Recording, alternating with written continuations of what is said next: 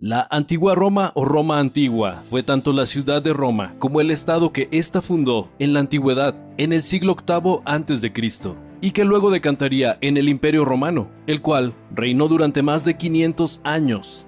Su impresionante dominio e indudable influencia dejaron importantes legados lingüísticos, jurídicos, artísticos, culturales y de excesos. Sí, esos que hoy mismo puedes ver en una loca noche de viernes. Sean bienvenidos a nuestro canal. Hoy en Historia Sorprendente compartiremos contigo todos los excesos y excentricidades que tenía el Imperio Romano, sus desmedidos lujos, crímenes ocultos, ritos nocturnos, atrocidades sexuales y demás, que te dejarán pensando hasta dónde puede llegar el ser humano para demostrar poder y saciar su deseo carnal.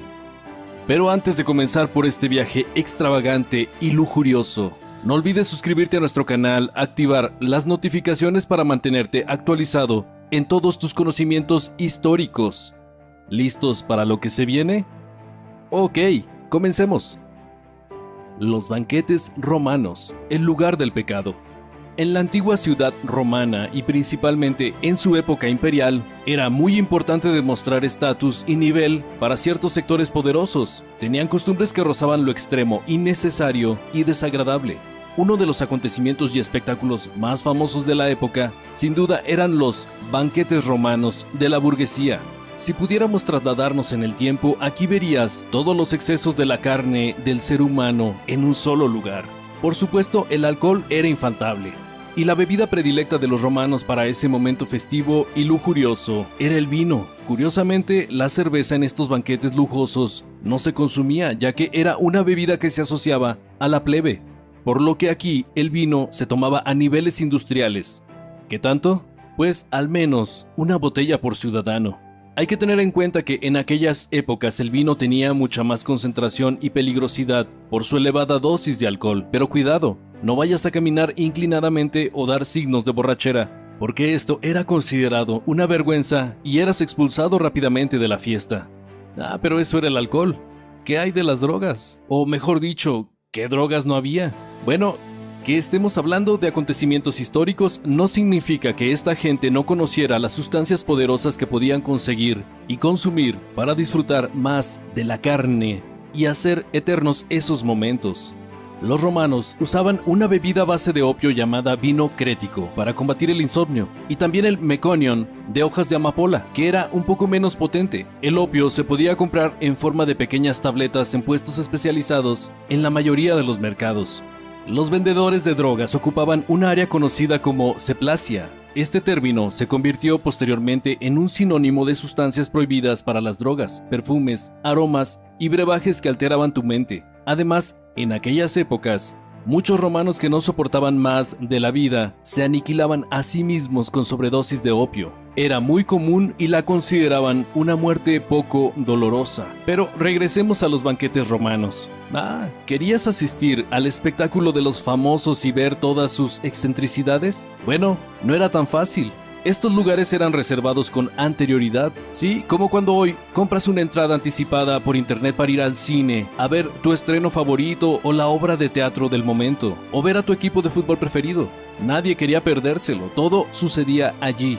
Estos banquetes estaban considerados como un espectáculo, ya que cuando llegabas había unos esclavos que te lavaban los pies, se te acercaban prostitutas exuberantes que eran pagadas por el anfitrión, y te acompañaban a tu lugar exclusivo, reservado, donde te esperaba un sofá reclinado rodeado de vino, mujeres preciosas como compañía, más esclavos a tu merced y manjares de la época. ¿Qué tal? Por lo general estos lugares los ocupaban los hombres, las mujeres iban sentadas, o solo las mujeres de muy alta reputación tenían ese privilegio, y por supuesto que las había. Los sofás reclinados eran un clásico en estos espectáculos ostentosos. Aquí era donde comenzaba todo. Aquí empezaba el desfile de lujos y excesos.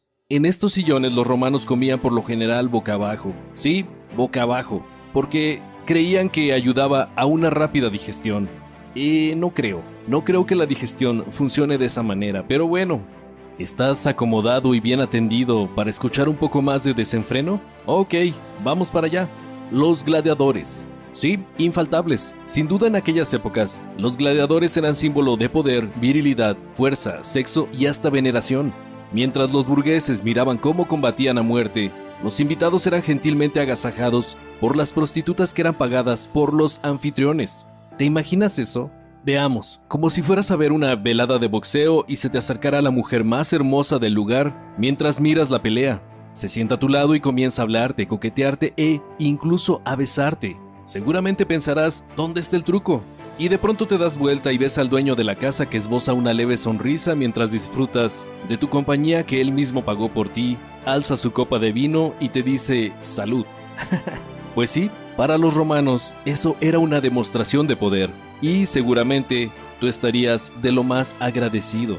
Y por supuesto, si estos acercamientos iban subiendo el nivel con tu compañero ocasional, podías dirigirte a un lugar exclusivo y reservado para darle rienda suelta a tu lujuria. Sí, tal cual.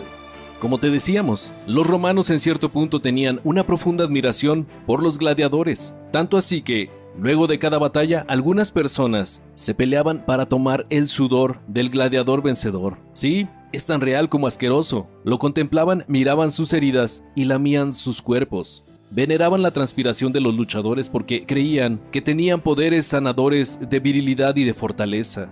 Eran el divertimiento de la aristocracia. Este acto era lo más cercano a un club nocturno para adultos de nuestra época. Bueno, claro, salvando las enormes y atroces diferencias que había alrededor de esta costumbre. Esclavitud, crímenes, muerte, sexo, perversión y abuso de poder. ¿Qué? ¿Lo decía en serio? Eso ya no sucede, ¿verdad? Sí, claro, ya no sucede. Costumbres fuertes y desagradables de los romanos. Pues sí, hay muchas, pero muchas más costumbres fuertes y desagradables de los romanos. ¿No me crees? Ah, pues déjame te cuento. Debido a que los banquetes eran tan abundantes, tenían un sector que le podríamos llamar vomitorio, o del latín vomitorium. Sí, era un sector exclusivo para provocar las arcadas y vomitar lo que se había comido hasta ese entonces. Se dice que lo estimulaban con plumas de aves, y por supuesto los desechos eran limpiados por los esclavos de la casa. Sí, vomitaban para seguir comiendo, y seguían comiendo para vomitar, es lo que se decía. Además, en los banquetes, es decir, en el salón donde todos comían, dejaban enormes restos de comidas en el suelo que luego costaba días y días poder limpiar. Incluso, el suelo era decorado con un arte que se camuflaba con los desechos de comida, muchas veces para disimular cualquier tipo de suciedad o restos que quedaban de banquetes anteriores. Increíble. Esto atraía por supuesto plagas como ratas y otros insectos, ya que no había una higiene prudente. Si bien los aristócratas de la época tenían lujos, placeres y cierta elegancia en muchos aspectos, en otros tenían modales realmente desagradables. ¿Quieres un ejemplo? Ok. Para los romanos era normal dejar salir sus flatulencias delante de todo el mundo mientras comían, porque estaban convencidos de que les traía graves problemas intestinales si no lo hacían. Era considerado normal. Bueno, una costumbre que seguramente habrás visto una que otra vez en nuestra época. Espero que no. Volvamos a los banquetes. Los banquetes eran tan costosos, estresantes y cansadores física y psicológicamente que los ciudadanos de aquella época no podían ver con claridad los estragos que estos causaban en las personas, sobre todo en los anfitriones. Los extremos excesos traían sus secuelas al cuerpo y a la mente. De hecho, un gastrónomo conocido como Mario Gabio Appicio, famoso por sus recetas y refinados platos, se suicidó luego de un enorme banquete llevado a cabo en aquellos tiempos. Y es que el pobre Mario consideraba que su estilo de vida lo había arruinado y corrompido completamente, así que tal vez era preferible ser invitado en lugar de anfitrión. Pero bueno, la persecución y exterminio a los bacanales. A ver, hagamos un paréntesis para contarte estos tremendos acontecimientos vividos en épocas imperiales. Exactamente en el año 186 a.C., los romanos lanzaron una campaña de persecución y asesinato a todos los adeptos al dios Baco. Los cargos eran inmoralidad, ritos nocturnos, crímenes, brujería, atrocidades sexuales, entre otros. Según el historiador Pedro Ángel Vega, bacanal es sinónimo de orgía con mucho desorden y tumultos. En el imaginario popular está asociado a desenfreno sexual sin límites, vicios varios, formicidios y fiestas nocturnas interminables.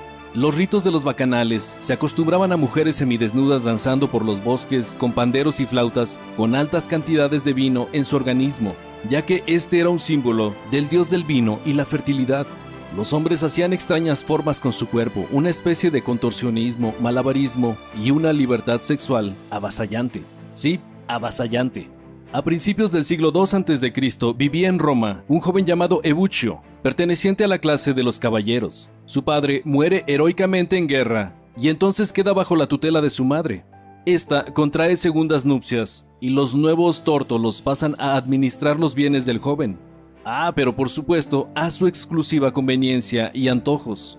Cuando Ebuccio contrajo la mayoría de edad se produjo un conflicto inevitable, ya que su herencia era importante. Entonces su madre decide iniciarlo en el culto al dios Baco, supuestamente por una promesa que ella misma había hecho, ya que su dios había salvado de una grave enfermedad a su hijo. Sí. Bueno, pero en esto entra en escena una mujer llamada Hispala Fechenia, de Sevilla, una cortesana de alta reputación, con la cual Ebuccio comienza un fuerte romance, se enamoran y se casan. Hispala estaba tan enamorada de su hombre que lo decreta como su único heredero a todos los bienes que ella tenía. Resulta que cuando el joven le cuenta que se iba a ausentar por un tiempo por decisión de su madre para que incursionara en el culto al dios Baco, su esposa se desesperó grandemente y le contó que cuando ella era esclava, pudo ver las atrocidades que se vivía en los adeptos al dios del vino, y que ella fue obligada, siendo muy joven, y fue víctima de estas atrocidades y pudo presenciar ritos, muertes, magia, orgías y violaciones que la habían dejado marcada de por vida. Hispala le aseguraba que la única intención de su madre, junto a su nuevo esposo, era sacarle todos sus bienes y dejarlo en las ruinas. Cuando Ebuccio los enfrentó, tuvieron una pelea feroz y él fue echado de su propia casa. Estaba pasando exactamente lo que su esposa le había advertido. Entonces la joven pareja decide denunciar lo ocurrido. Les parecía totalmente injusto lo que hacían con Ebuccio por honrar a un dios pagano que solo tenía fama de las peores atrocidades de la época. Un hombre importante del Senado llamado Póstumo Albino decide investigar el caso, ya que políticamente le iba a dar prestigio y reputación. Entonces citó a Hispala, y ella, con la condición de que cubriera su propia vida, contó cada detalle de las barbaridades que ella vivió en carne propia por parte de los bacanales y lo que le estaban haciendo a su esposo. Este hombre quedó horrorizado por lo que le contó la mujer y decide iniciar una persecución violenta hacia todos los adeptos del dios de la fertilidad y el vino. Tanto el Estado como los propios Hispala y Ebuccio ofrecían importantes recompensas por todo aquel que revelara en secreto quiénes eran practicantes de estas atrocidades de los bacanales. Aquel que no hacía caso al pedido del Senado era considerado en rebeldía. Por lo tanto, los que eran identificados les esperaban las peores de las muertes: torturas, humillaciones y ejecuciones públicas. Una muerte rápida no estaba dentro de las opciones, y la peor parte se la llevaban las mujeres, ya que eran consideradas brujas. Se estima que se persiguieron a más de 7,000 bacanales que fueron literalmente cazando por los datos e información del mismo pueblo. El Estado romano temía que esta práctica denotara en una nueva sociedad corrompida por lo peor del ser humano. En aquellos tiempos, la mujer había ganado muchos derechos y poder ante el Estado romano luego de una lucha incansable en épocas de guerra. Esta persecución y ejecución de los bacanales retrocedió y eliminó todo lo que la mujer había logrado. El ambiente patriarcal volvía nuevamente a Roma. Además, la persecución contra los homosexuales también era muy violenta. El Estado romano quería imponer o restaurar un orden en contra del culto báquico, y el sexo entre hombres con hombres y mujeres con mujeres era una práctica usual, por lo cual esta persecución hacia todos los adeptos que eran protagonistas y tenían esta elección sexual eran gravemente castigados y asesinados. El historiador Vega siempre puso en tela de juicio todas las supuestas atrocidades de los adeptos al dios Baco. ¿Su fama impúdica, sus ritos y costumbres extremas eran reales? Vega tiene la teoría que esta persecución tuvo un giro político importante en Roma y la caza y el exterminio era bien visto por todo el pueblo para un futuro mejor. No querían que comenzara una sociedad alternativa que pusiera en jaque a la nación. Debían ser exterminados en actos públicos y si no, obligaban a sus propios familiares a asesinar en secreto a sus hijos que eran asociados con los bacanales. ¿Puedes imaginarte eso? Ok. En estas fiestas no importaba el sexo, el género, tu edad o tu posición social. Estos excesos que se producían entre los bacanales son los que el Senado romano decidió eliminar por completo. Y así lo hicieron, sin oposición alguna. Como podrás ver, la xenofobia ya era parte de la humanidad en épocas de la Roma imperial. Estamos hablando del año 187 a.C. y ya hay pruebas suficientes para comprobar estos sucesos. Soberbia, envidia, avaricia, ira, lujuria, gula y pereza. Seguramente habrás escuchado hablar de ellos. Hoy en día siguen más presentes que nunca. No fueron un invento de los romanos ni de ninguna sociedad de la antigüedad. Siempre estuvieron allí entre nosotros, expectantes y listos para tomar su oportunidad. Sí, es la peor parte del ser humano y tenemos que luchar contra ello. Nos ha llevado a las guerras, al exterminio y al peor de los males, el odio hacia lo diferente. ¿Estás de acuerdo? O dinos, ¿tú qué crees? ¿Qué es peor? ¿Lo que se hacía en los bacanales adorando a su dios pagano con sus extremos actos? ¿O por el contrario, la indiferencia, el rechazo y el odio por parte del Estado romano hacia algo totalmente distinto? Sí, involuntariamente hay un trasfondo sutil en el contenido de este video. Déjanos tu comentario y mientras lo haces, no olvides ver uno de estos otros videos de nuestra sorprendente historia. Hasta la próxima.